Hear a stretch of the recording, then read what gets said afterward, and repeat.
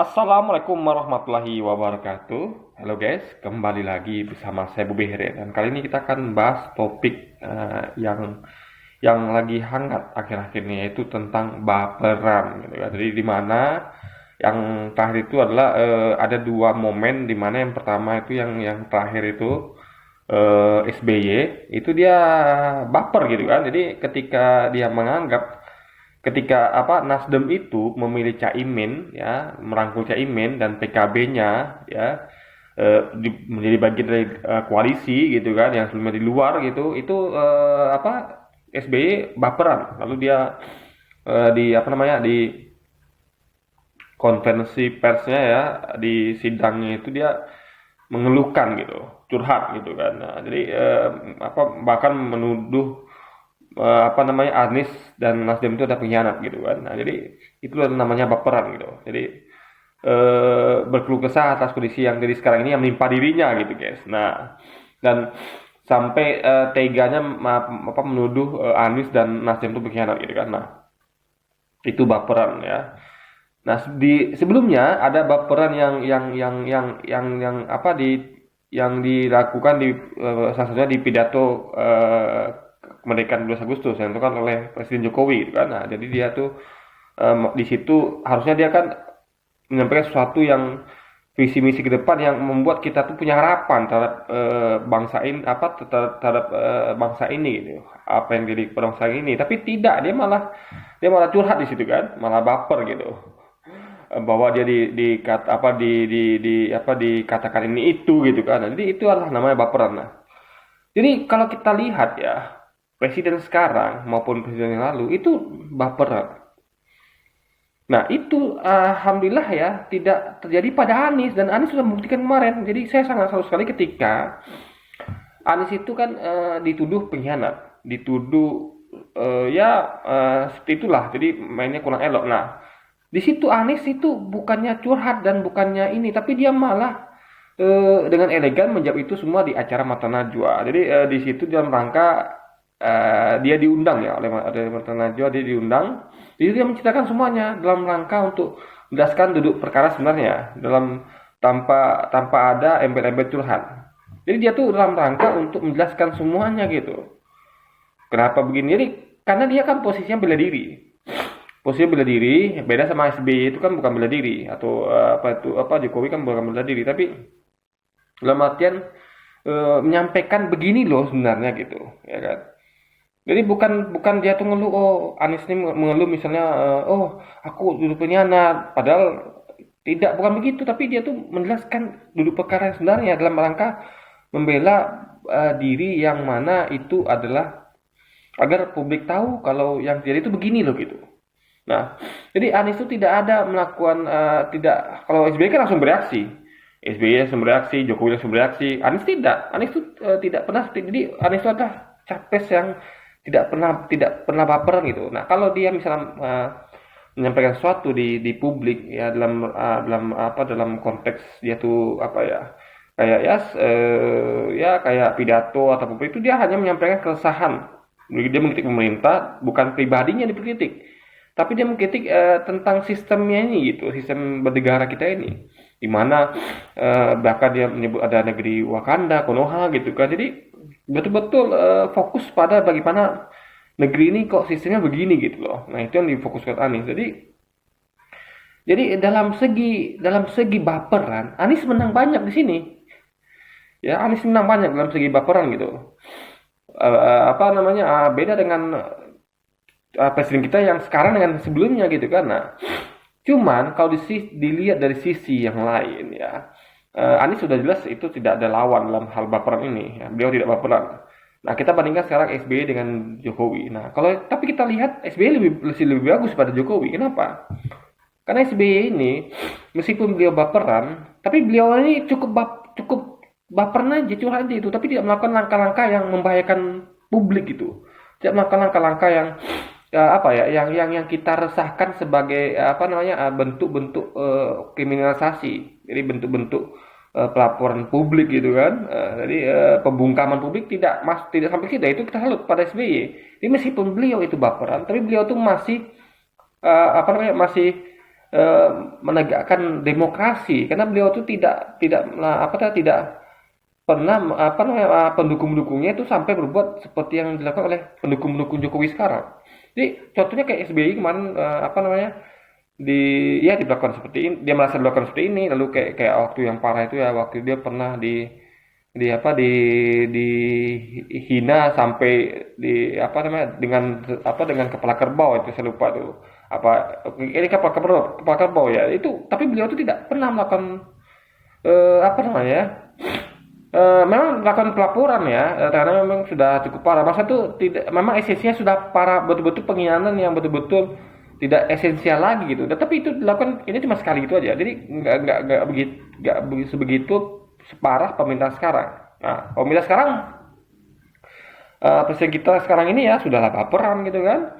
Dan itu bukan dilakukan sekali dua kali, tapi sudah sering gitu, di pidato kenegaraan, di mana-mana gitu kan. Nah, meskipun lisan yang mengatakan bahwa ya saya biasa saja gitu kan, ya kan, bahkan meskipun beberapa kali juga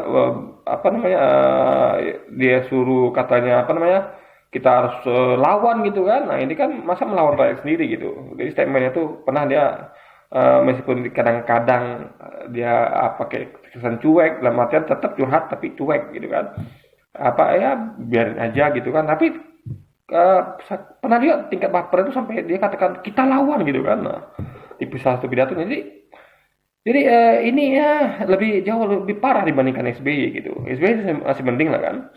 Nah, bahkan pendukungnya pun itu bergerak untuk melaporkan para aktivis, orang-orang yang mengkritiknya, yang mereka anggap menyinggung Jokowi gitu. Jadi dilapor-laporin gitu. Jadi lapor kan bukan satu dua, banyak pendukung yang melaporkan gitu. Nah, kita nggak tahu apakah ini adalah suruhan atau arahan dari Jokowi atau orang sekitarnya.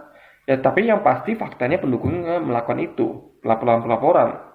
Jadi yang kita delay, kebanyakan itu adalah upaya kriminalisasi gitu kan. Itu terjadi banyak pada Gus Nur, pada ya orang-orang yang vokal lah kepada pemerintahan ini gitu kan.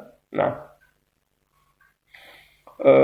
bahkan ya kena yang tokoh-tokoh penting lainnya. Jadi dituduh makar lah, segala macam lah gitu. Jadi dan kalaupun misalnya dia katakan bahwa itu kan pendukungnya, bukan Jokowinya. Nah, seharusnya dia melakukan apa yang Anies lakukan. Nah, jadi sekali lagi nih, Anies menang banyak guys ya. Di mana waktu kemarin itu kan Anies kan dituduh pengkhianat oleh SBY. Nah, itu kan Ahmad Saroni dari Nasdem itu hendak melaporkan SBY itu kan, karena dia merasa ketika pertemuan itu tidak ada deal-deal yang mana AHY itu adalah dipilih jadi Wapres ya. Memang ada wacana itu, tapi hanya wacana, belum keputusan, karena memang Nasdem itu kan hendak mencari yang lebih baik lagi, karena memang dia tuh harus berpikir matang strateginya tuh bagaimana yang terbaik untuk pemenangan gitu kan, untuk kemenangan, karena kelemahan Anies kan di Jawa Timur dan Jawa Tengah, makanya masih cari-cari lagi gitu, dan ada cukup sulit karena ini adalah tarik menarik sangat kuat. Jadi PKB itu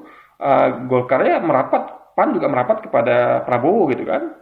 Lalu apalagi tuh P3 merapat pada PDI. Ini memang tarik menarik sangat kuat sekali, agak susah, makanya harus lebih sabar lagi ya. Tapi kan Demokrat nggak sabar, dia memang harus mengusung AHY di Wapres sehingga deadlock gitu kan. Nah, jadi apa namanya?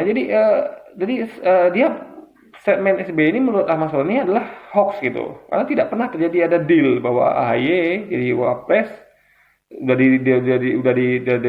disahkan belum, tidak ada, itu hanya wacana baru. Jadi maka itu Ahmad Saroni hendak melaporkan SBY ini dengan tuduhan hoax gitu kan. Nah, apalagi pakai kata-kata pengkhianat gitu, ditujukan pada Nasdem Anies. Nah, tapi Anies ya nggak baperan, bahkan dia melarang Ahmad Saroni untuk melaporkan SBY.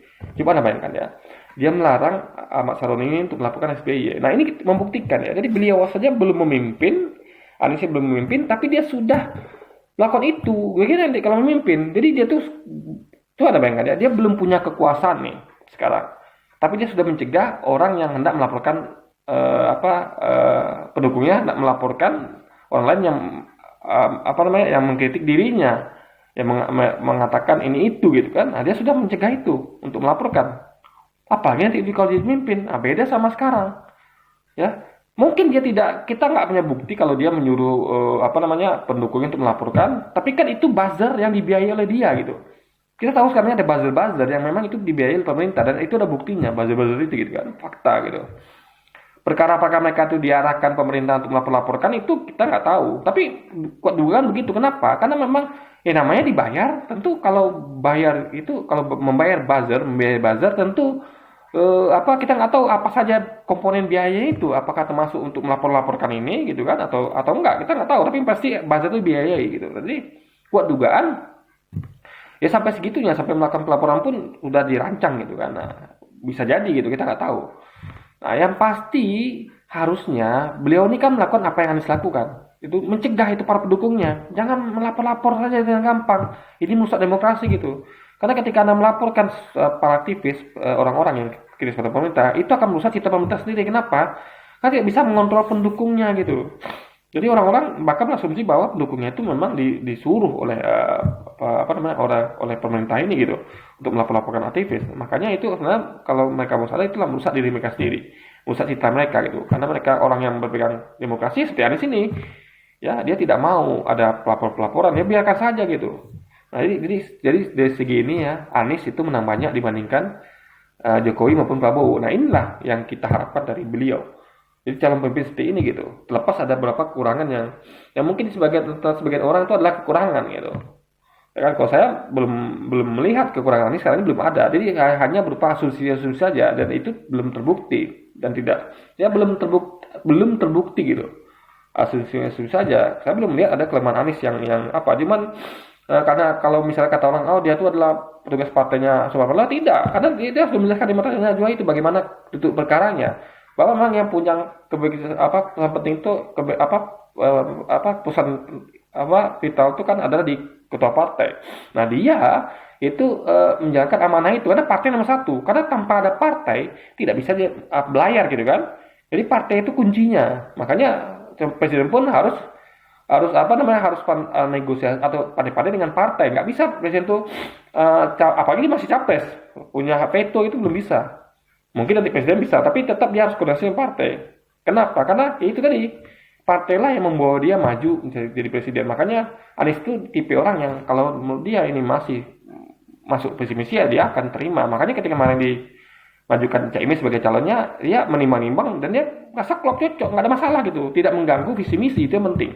Sama tidak mengganggu visi misi ya dan ini malah menambah peluang memperbesar peluang kemenangan ya Anies dengan senang hati menerima.